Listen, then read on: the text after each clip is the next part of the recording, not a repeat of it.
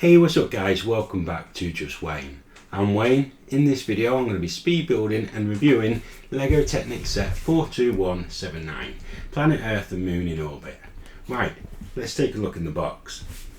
In the box there was 4 paper bags and 1 sticker sheet consisting of 10 stickers. The build of bag 1 is nothing too exciting. It features the 4 large wheels that act as feet, and it also has the 4 large gear segments. We start to build the centre column, which will act as the pillar for the whole assembly mechanism. Bag 2 is a little bit more involved. It has the centre 60 tooth gear. We also install the handle so we can start to test the working mechanism. We incorporate a bit of standard system bricks to add some decoration to the side and spacing. Then we add in another one of these large orange ring pieces, which will have all the stickers with all the months on it. Bag 3 is the main arm that takes the sun, the earth and the moon. I do like the use of the gold piece that acts as a roller that runs on the orange ring. A couple of standard system slopes and one of the square Technic pieces acts as a join-in piece between the 60 tooth gear and the arm, which once installed means that we can then test the rotation of the arm out.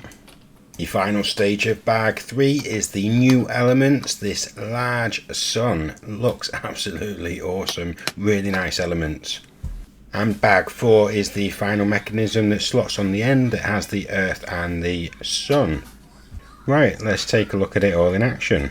I decided to add a motor to it so that it would be easier for me to record, because otherwise it would be really hard continually winding it. We also wanted to test the speed on the sun and on the earth.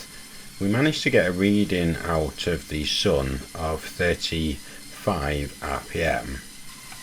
So then I thought I would test the earth as well, so we could get a comparison between the speed of the earth and the rotation of the sun.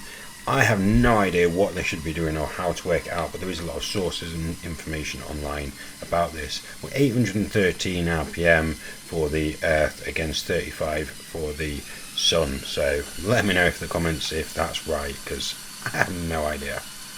Just to give a little bit more data, I increased the speed of the motor and it was 1220 RPM on the earth and 49 RPM on the sun.